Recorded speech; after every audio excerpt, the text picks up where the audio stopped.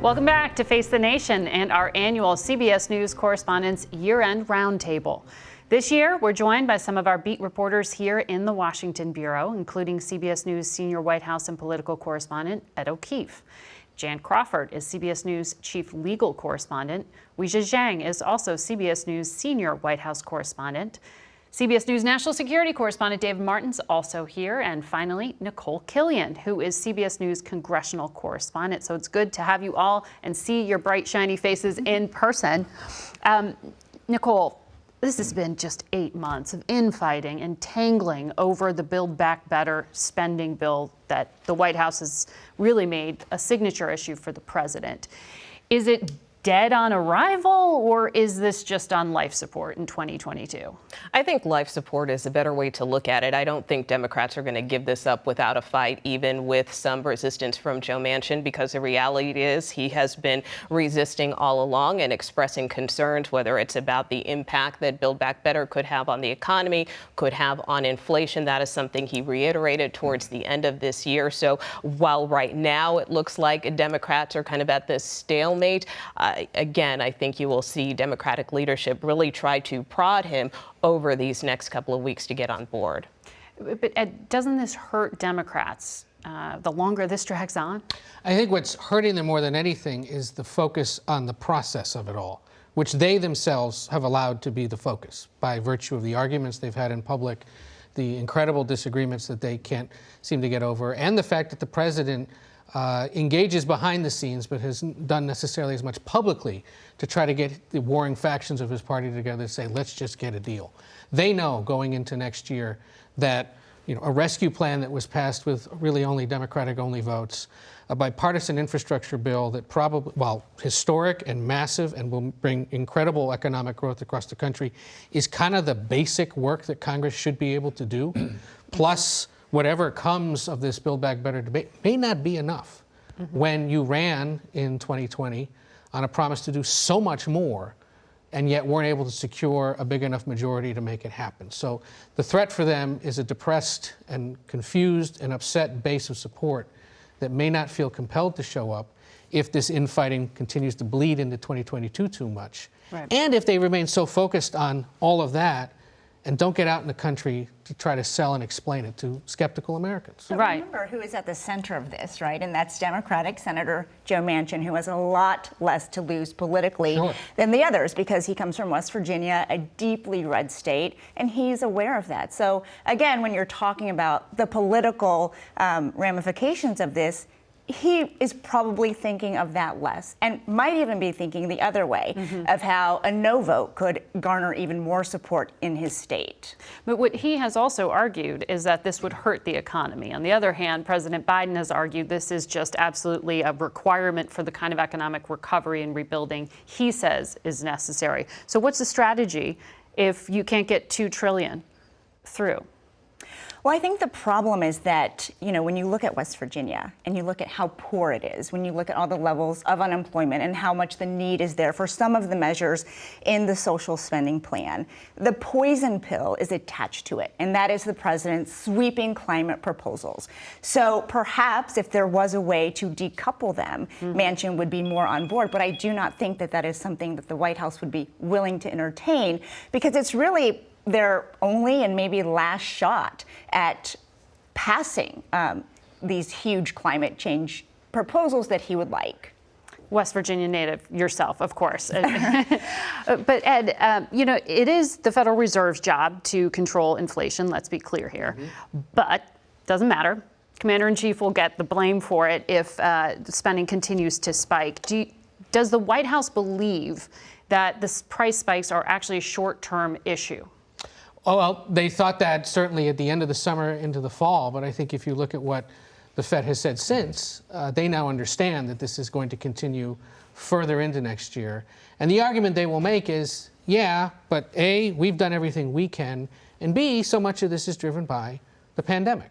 The longer it takes to get out of it, the longer that supply chains are disrupted, the longer that companies can't think ahead, there's going to be this kind of, once in a lifetime, perhaps, economic disruption that leads to a long and painful and expensive reshuffling. And when things are bad economically, they take it out on those in charge and that's Democrats. So you add that plus the historic nature of a midterm where the party in power usually loses seats anyway, Right. and they know they could be in for a real shellacking.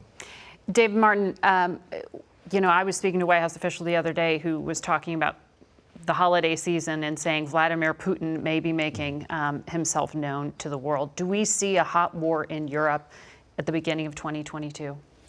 Well, the estimate is that once the ground freezes, so that Russian tanks and personnel carriers can get good traction, they'll be liable to go from all those western districts of Russia into eastern Ukraine. I mean, what Putin is trying to do here is basically walk back history by pulling Ukraine back into the Russian sphere of influence. And he's made these demands like he needs a legally binding guarantee that Ukraine will never be allowed to join NATO. I mean, surely he knows that's a non-starter. So the question here is that just his going-in position, or is that his pretext for an invasion once his demands are turned down? Well, we went through a part of this back in 2014 when Vladimir Putin annexed part of Ukraine.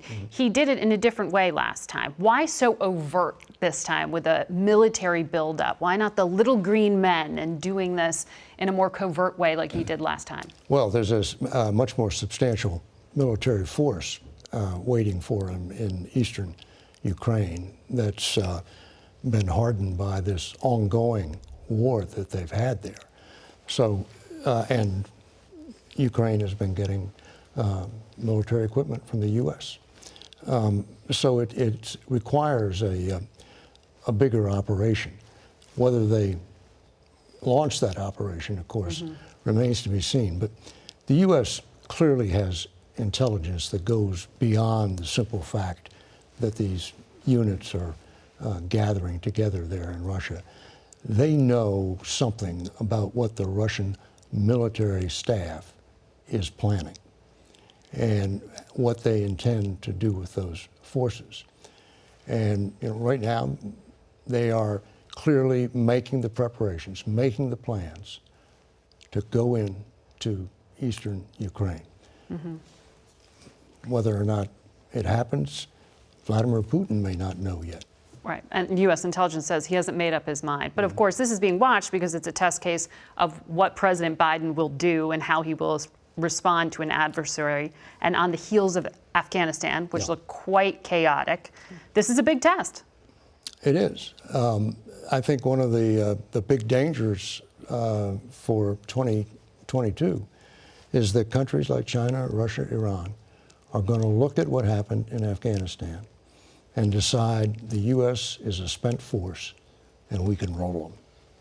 And that's not a good mindset to be in. No. Jan. I just have to say, every time we do these annual correspondence panels, David says something that makes my heart stop. We're all kind of running around chasing kind of shiny objects, and David just says, listen, I mean, it's every year. And you know what's scary is he's usually right. Oh, no, I know. Believe me. But Jan, in terms of predictions, and we'll get to those later on in the program, but the big one that I remember you making just a few weeks back when we were all talking about the future of Roe versus Wade in the Supreme Court was that we won't really know the answer to the question on the court's direction until maybe June. Right. I mean, and history is a guide for that as well, if you want to look back. In 1992, which is the last time the Supreme Court had a frontal assault on Roe versus Wade, they were at the brink of overturning it then. They had 5 votes to overturn it, and then at the last minute, of course, Justice Kennedy, former Justice Kennedy, switched his vote to preserve it. So while there may be 5 votes now, and I suspect that there are, anything can happen between now and June. So we'll see. And we won't know, of course, what goes behind closed doors as the court is going back and forth. Sometimes they change their mind when they start writing those opinions. They just won't write, and so they'll change positions. So those who are saying it will be overturned are perhaps taking too early a call. They may be right, and I suspect they might be right. I mean, it may well be overturned. I would not be surprised, but I think you can't say that with any certainty because so much can happen between now and when that opinion comes out. And what does that scenario look like? Then we just have a patchwork of different states with different laws. Yeah, the court would take a position that, as conservatives have long maintained since Roe was released, that it's a lawless opinion with no basis in the Constitution. There's not a right to an abortion in the Constitution. Even Ruth Bader Ginsburg had problems with the legal decision. Certainly on the grounds that Roe was decided, right. But so that would mean that the court would be neutral, and the Constitution is neutral on the issue of abortion, so it would go back to the states. And the legislatures, which are closer to the voters, as the argument, would then decide whether to allow abortion, what restrictions to allow. The political process would happen in the individual states or in Congress if Congress decided to pass a law, which, I mean, I don't know how likely that is. I would guess probably not. No, but it would take the court out of the issue of abortion, basically, and let the state legislatures decide. But it would put it right into the political football space at Weijia. And Weijia, with that, I mean, it's hard to find a more emotional issue, and certainly politically it is a galvanizing one. So what happens after June? How does this change the midterm races in 2022, or how the White House even communicates going into 2024? I think it's really difficult for President Biden and a sore spot because he is very aware that there is only so much he can do. And that is the case with so many of his promises that he made going into his presidency. And we're seeing that with voting rights, we're seeing that with abortion, we're seeing that with gun control. And I think one of the biggest pieces of news that the president made happened in October when he said he was open to doing away with the filibuster when it came to voting rights and maybe other things. And I do think that which would move us away from a 60 vote. Correct. It would move us away. It would allow the Democrats to get something done on abortion, on voting rights, without any Republican support. However, he didn't elaborate on that. He said he would have more to say later. And we have yet to hear what that more is and where he really stands on supporting getting rid of the filibuster. So I think we have to press him on that to see, what he means, because obviously heading into June, he needs a victory in many of those areas. But Nikole, Senator Joe Manchin has a thing to say about the filibuster as well if you start changing voting rules. Well, and Senator Sinema as well, but we do know that there have been active discussions in the Senate about these rule changes. Just recently, we know some Democrats met with former Senate parliamentarians to try to see what they can do. There's obviously been talk of trying to do a talking filibuster, but clearly, especially on the issue of voting rights, there is a strong desire and a strong will on the part of senators to try to get things done, even if they can't get Republicans on board. So what that looks like, to Weijia's point, I mean, that may be part of it because we don't know that the senators actually know exactly what it looks like, or some of them, kind of dodge questions when you ask about it. But I do think at the start of the year, we will see a very deliberate move to try to get this back on the table and agenda. But to your point, because there are at least two senators who don't like this idea, and frankly, probably more, but they just don't say it. To Jan's point, keep an eye on the states. We're going into a year where you're going to have dozens of competitive governor's races. And I would argue, at least in recent history, this will probably be the most consequential cycle for governor's races for a lot of reasons. One, because abortion may very well become an urgent issue. Two, because voting rights remains a concern, and there are ways in the states for either party to restrict or expand access. But for the biggest reason, perhaps, if certain presidential battleground states swing towards control of one party or another, they are potentially setting out the playing field going into 2024. You have big races in places like Wisconsin, Michigan, Georgia, Arizona, which were all deciding factors in 2020. If Republicans take full control of those, there will be pressure put on them by a certain former president to put some things in place that would make it harder. Or Democrats are going to have to stand in the way of Republican legislatures potentially. So to the issue of abortion and to all these others, given the inability to get anything done in Congress, increasingly political observers tell you, go to state capitals, worry less about what's happening here, because the disagreement is causing virtually no action on anything significant. But when you go to those state capitals, Nikole, I mean, what is it, 19 states, 33 laws that make it harder for Americans to vote. The White House points to that. They look at the anniversary of the January 6th siege of the Capitol, and they say politically, or at least optically, they're going to start talking about building momentum for voting rights. Does anything actually get passed in 2022? I mean, again, I think it comes down to the numbers. And so long as you have somebody like a Senator Manchin or a Senator Sinema who says they are not going to back a rule change and end the filibuster, it's hard to do. You know, I was talking to Senator Warnock, who has been a very vocal advocate of voting rights for obvious reasons, coming from the state of Georgia. But, you know, he was asked multiple times, how do you get the votes? And he couldn't give an answer. So it is going to be a difficult thread to weave. But as I said, I think there will be a very deliberate effort to try to move forward on it if they can. The White House wants to get caught trying, Weijia. Oh, absolutely. I mean, they are making a point. The president just held a big meeting with senators. Obviously, the vice president is spearheading this effort as part of her portfolio. But again, we were just talking to some White House folks who said, you know, they were really realistic about this as well. And they know that it is going to be a struggle. The problem is the president knows also. He always says himself that you got to dance with the person who brought you to the party. He's very well aware of how critical this issue is for the Black community. He's aware of the promises that he's made. So he has to show that he is at least doing everything he can to get it done.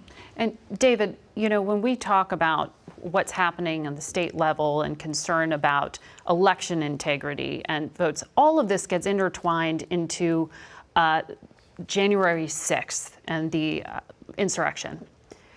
When you look at what's happening right now and the folks you talk to at the Pentagon, do they believe the biggest national security threat is internal or external? Internal, no question. Military people will say that to you. The biggest threat to the United States of America is a reincarnation of January 6th. And if we lose our democracy, what the heck does all that other stuff matter? Who cares about hypersonic weapons if you don't have a democracy? So, yes. But how do they talk about that internally? I mean, is that a concern within the military, or what does that mean? Is this a January 6th was dress rehearsal type scenario?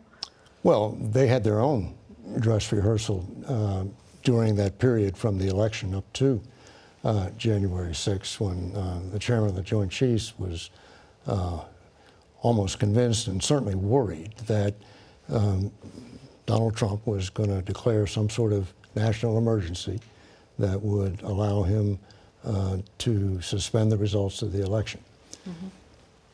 And the military made a lot of preparations for dealing with that. And they seem quite confident that a president can't get away with that because he would have to issue an illegal order to them, and they are bound by law not to carry out illegal orders. Jan, I mean, it's incredible that we're talking about this. And Again, it was a very real moment and very real conversations. It's not in any way theoretical, I know. Jim, when you look to the courts and this question of faith in our institutions, what David's just sketching out is he's saying essentially the military followed a chain of command and orders. The institution did what it was supposed to do. It looks like when we look around the Capitol, there's a lack of faith in a lot of institutions. True, although is that still there in the court? No, I mean, I think there's still faith in the United States Supreme Court, and historically and even recently, it's been the institution that polls the best, way better than Congress and certainly the press. And you know, you picked like the two lowest there, I did. Jan. Yeah, used car salesmen are also and lawyers. But the court has, and you know, I think that is the way the court has conducted itself. You know, and Justice Breyer has been a big proponent of that. This court's senior liberal, going out, talking to groups and expressing, you know, his strong belief that you see that it's like this beacon of democracy. And, you know, that gets to the question is, how much longer is Justice Breyer going to be around on that Supreme Court? He may very well retire this year. There's been a lot of pressure, of course, from people on the left that he would step down while President Biden could nominate and have his replacement confirmed. So, you know, there's a lot we could talk about the court and its legitimacy. So far, it's definitely declined, but it hasn't taken the kind of hits that other people have. Some people suggest that if they overturn Roe, that would further weaken its Justice legitimacy. Sotomayor certainly but indicated on the that. right, they have just a different view, that if they uphold Roe, the quote lawless decision, that would undermine it. So, those arguments cut both ways as well. It dipped after Bush versus Gore, but then it ticked back up again. But it's important, as Justice Breyer points out, the Supreme Court doesn't have a standing army to go enforce its decisions. Mm-hmm. It relies on the public's confidence and trust. Right. David, when we talk about national threats, I mean, China and those phone calls after January 6th last year, I mean, the rest of the world was concerned about the state of American democracy, or at least our stability.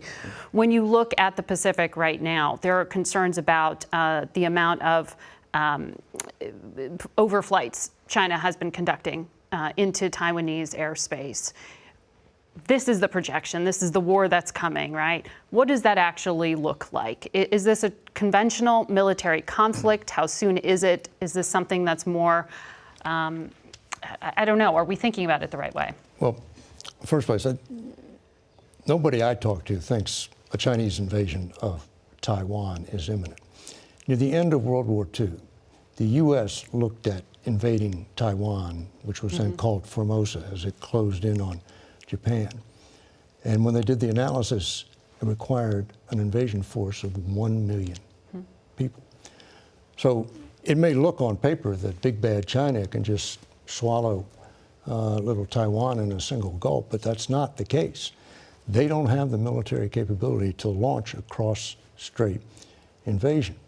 They're working on it, but they're not there yet. If they're going to seize something of Taiwan's in 2022, I would think it'd be much more likely that it would be one of these small offshore islands, which would be much less of a military challenge, and it also would be a little bit of a test case to see how the rest of the world reacts. The Taiwanese have said they project Beijing wouldn't be on track to invade until 2025. But what I hear often is that it doesn't look like a conventional military action. It would be more destabilizing, more of a Vladimir Putin model. Well, that's going on right now. I mean, the flights are what we see, but there are constant cyber attacks, and there are constant attempts to isolate Taiwan diplomatically, economically. At the beginning of the COVID crisis, China blocked Germany from sending vaccine to Taiwan.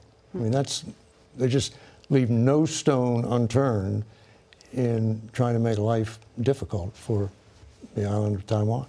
You know, it's a diplomatic arm twisting. When it comes to the balance of power here in Washington, Nikole, and we talked a little bit about this earlier, Ed, 2022 and the question of who is in the majority. Democrats just eked out a majority in 2020. Do we assume that this is a Republican-controlled Senate, Republican-controlled House in 2022? I think Republicans assume that, and that is what they are working towards. I mean, look, on the House side, it's really not that hard. There are only 5 seats they have to flip to get back in power. And so very often you will hear House Republicans even referring to Speaker Pelosi already as a lame duck speaker. So they're measuring the drapes, okay? You know, in the Senate, it's a little trickier because of this split dynamic. Certainly it's possible, I'd say, at this stage in the game where it could go either way. But I think, you know, Mitch McConnell is there to stay, and I think whether he's in the majority or the minority, I think you will see him continue to take that role in the forefront. But definitely history is not necessarily on the side of Democrats this go round, right. And many of them have acknowledged, you know, that they do face some difficult headwinds going forward. So does Speaker Pelosi end her congressional career as Speaker or as Minority Leader? You want that one? No one wants to answer the question. Are we looking at Majority Leader McCarthy? I mean, the bottom line is the Speaker hasn't showed her cards. And, you know, from those sources that I've talked to, they do fully expect her to stay in her position through the midterms. I mean, keep in mind, she's one of the biggest fundraisers for Democrats. So there's no way, I would say it's very unlikely we would see her step down prior. And she's also indicated that she'll likely run for re-election. So you have that. Mm-hmm. But you do have to wonder if the chamber flips control, if she would stay in that minority role, because we know there's some pretty bad blood between the two of them, between Speaker Pelosi and Leader McCarthy. You know, they don't talk all that often. I mean, you could see, speaking of January 6th, I mean, they couldn't even agree on a commission. That's one of many issues they can't find agreement on, and they're constantly trading accusations and attacks amongst each other. So I think, you know, it is a jump ball, but I think looking forward, at some point we do have to prepare for that generational shift when Speaker Pelosi, if she does retire, Jim Clyburn, Hoyer, you know, at some point there is going to be that shift. Will it happen in 2022? Don't know yet, but whatever the outcome is, it dramatically changes, Weijia and Ed, what's possible for the Biden White House. Totally, and I think the best way to gauge Republican success in November will be who prevails in the spring in the argument of we need to be nominating Republican conservative purists, which is what former President Trump would want, versus we need to be nominating political crossover artists, which is what Mitch McConnell has always rooted for. He listed recently a list of people, Christine O'Donnell, Todd Akin, the kind of Republican candidates a few years ago who lit a lot of hair on fire, scored a lot of headlines, but never won an election. He goes, we don't need that kind of person. Will a Trump-backed purist work in some states? It might, but it's not going to work in Ohio. It may not work in Arizona, Nevada, North Carolina, and Georgia.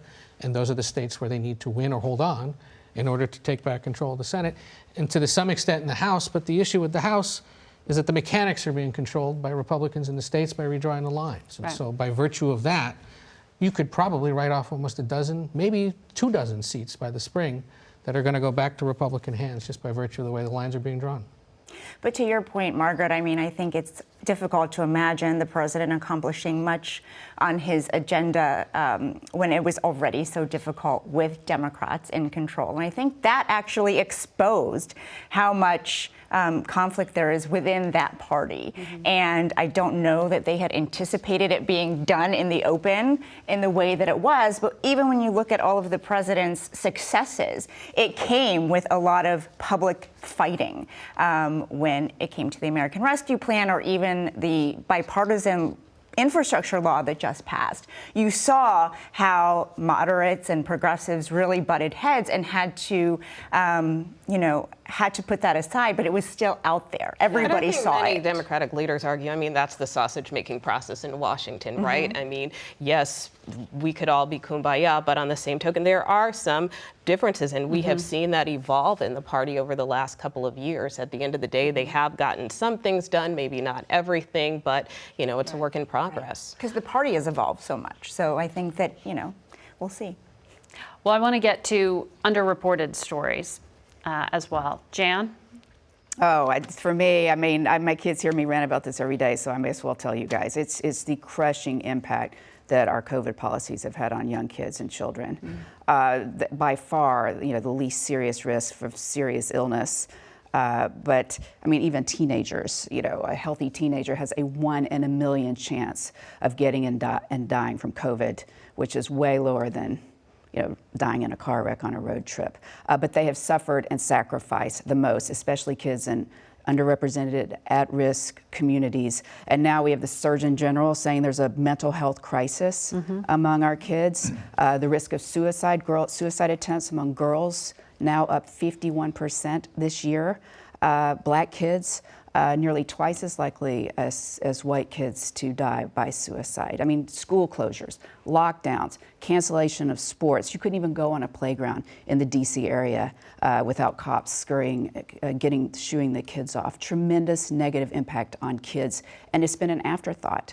It's hurt their dreams, their future, learning loss, risk of abuse, their mental health. And now with our knowledge, our vaccines, if our policies don't reflect a more measured and reasonable approach for our children, they will be paying for our generation's decisions the rest of their lives. And that, to me, is the greatest underreported story of the past year.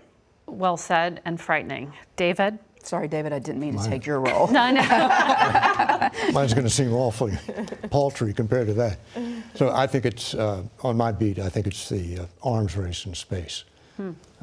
China and Russia are hard at work developing ways to take out American satellites using rockets, lasers, electronic beams, and our way of life, plus our military's ability to operate, depend on those satellites. So, as you might think, the U.S. is doing everything it can to counter that threat. So there's this arms race going on, and it's almost all going on in secret. We just know so little about it because everything that happens in space, at least on the military side, is, in my opinion, way overclassified. Weijia?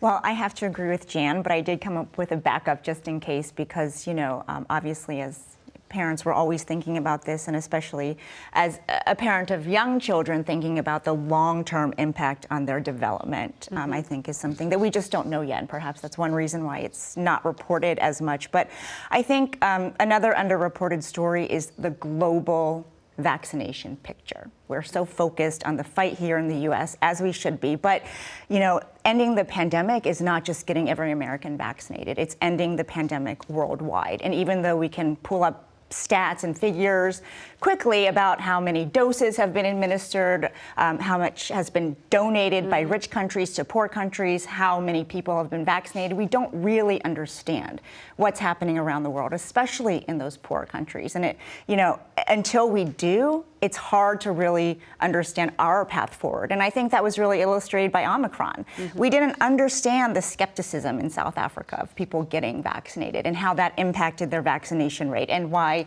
you know, it was there and then came here very quickly. And I think that will continue to happen until there's more of an understanding and effort to end the virus worldwide.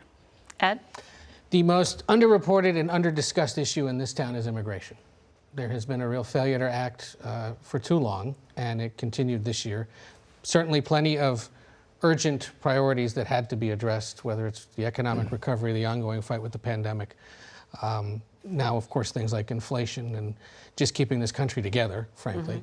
But one of the things that just undergirds everything about this country, the economy, job creation, the fight over illegal drugs, schooling, you know, and yeah, national identity and security is this issue that for too long, this entire century, presidents have said they would try to tackle, and they just have not.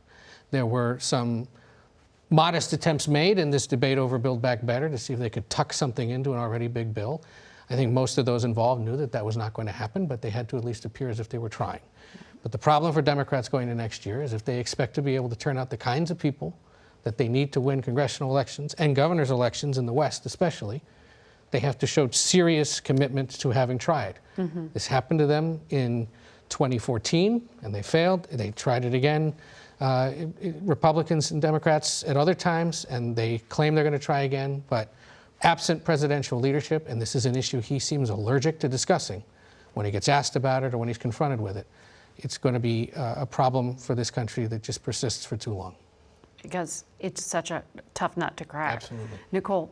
On my beat, I would say it's the Violence Against Women Act, and this is something that has always been bipartisan. It hasn't been reauthorized in years, and once it expired in 2019, it hasn't moved forward, it hasn't advanced. We saw the House pass a reauthorization in March, but in the Senate, it's been a much more difficult battle in terms of trying to find compromise between Republicans and Democrats. And what's interesting is that during this pandemic, there has been so much talk about an uptick in domestic violence to the point where it's been described as a pandemic within a pandemic. And yet there hasn't been that same push that we've seen on issues like voting rights or police reform in terms of trying to get more done with respect to the issue of domestic violence, especially considering you have someone like President Biden in the White House who was a key proponent and author of the Violence Against Women Act. So I think that is an issue to watch going forward. We saw Angelina Jolie on the Hill multiple times this fall and this winter. And so the expectation is that maybe they can present some compromise legislation by the beginning of the year. So that is something to watch.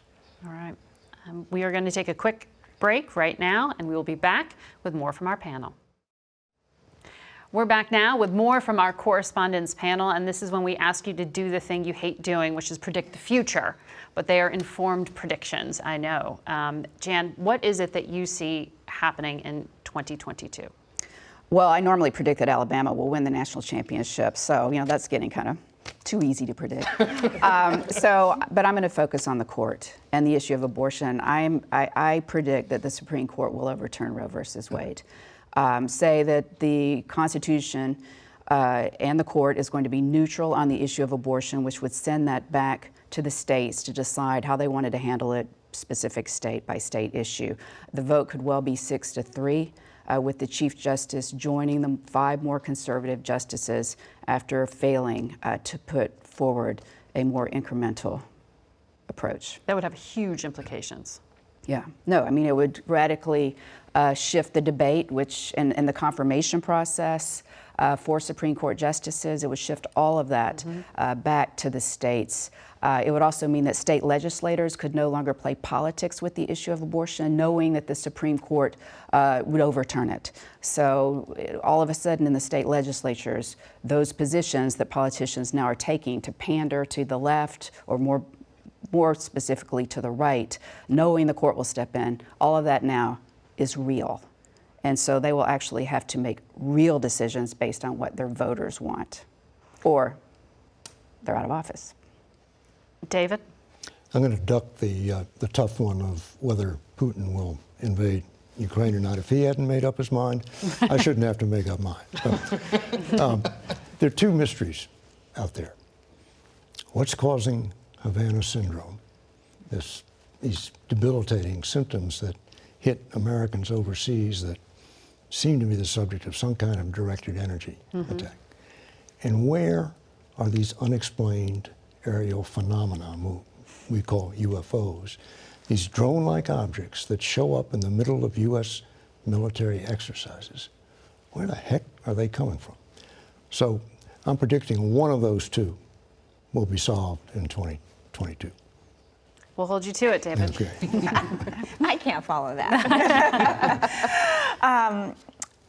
I've been thinking a lot about the president's goals ever since he took office and how a curveball like Omicron can just set everything back. And I do predict that things are going to get worse before they get better with the pandemic. And I don't think that the president will implement any lockdowns or restrictions that we saw in 2020, which is something that we've been talking about a lot because, what can you do if you can't force someone to get the vaccine and the virus continues to spin out of control? Is he going to, have another 15 days to slow the spread? And I think the answer is no, because he is so committed to his economic agenda and he understands what a shutdown would mean. So I think it will be up to states and local officials to do that, but I don't predict any federal guidelines for shutdowns in 2022. And even the governors are hesitant because of the political cost at this point. So Ed, it's up to you to protect yourself, all of us to protect ourselves. What is your prediction for 22? I'm going to tiptoe slightly in the direction of what you and David cover with this by predicting that the president, once we get clear of the worst of this, and once he's able to globetrot a little more, will make trips in the coming year to Latin America and Africa. You didn't put Ireland on there. I did not put Ireland on there because that one's going to happen no matter what. But Latin America and Africa, and people may wonder why, they have to remember everything this president does has China in the background. And this would be designed as an attempt to go to those parts of the world and say, stick with democracy, stick with the United States, avoid the Chinese influence and investment that's coming your way, and remember that we stand with you as well. President Trump didn't go to Africa. There's been a belief in the Biden administration that such a trip needs to happen sooner rather than later. Latin America as well, with so many struggling democracies in that part of the world, going would send a big signal, and he would try to meet with some leaders from that region. But those are 2 trips they would probably like to make, and I predict he will make. Nikole? I think in terms of the midterms, I think one dynamic to watch, and in covering politics for many years now, we keep talking about the increased number of women who are running and people of color. And I think especially when you look at Black women in particular, I think you will see a barrier being broken, whether that's in the Senate or whether that's in the governor's mansion. And I think what's jaw-dropping is there has never been a Black woman elected as governor in U.S. history. You have 5 running. Stacey Abrams, you have candidates in South Carolina, Massachusetts, Oklahoma, Iowa. There are a number of lieutenant governors. We'll see Winsome Sears be inaugurated in Virginia, the first African-American woman lieutenant governor for that state, a Republican. I also think, for all of the talk of having the first black president, Barack Obama, having the first black vice president and vice president of South Asian descent, I think sometimes people forget that there's a deficit now in the Senate. As diverse as Congress is right now, there's no black women in the Senate. So you have a number of candidates, Val Deming, Sherry Beasley, and others who are running. But I do think those are two spaces to watch in the midterms in 2022. All right, we'll be watching. Thanks to all of you for joining us. Have great holidays. We'll see you in the new year.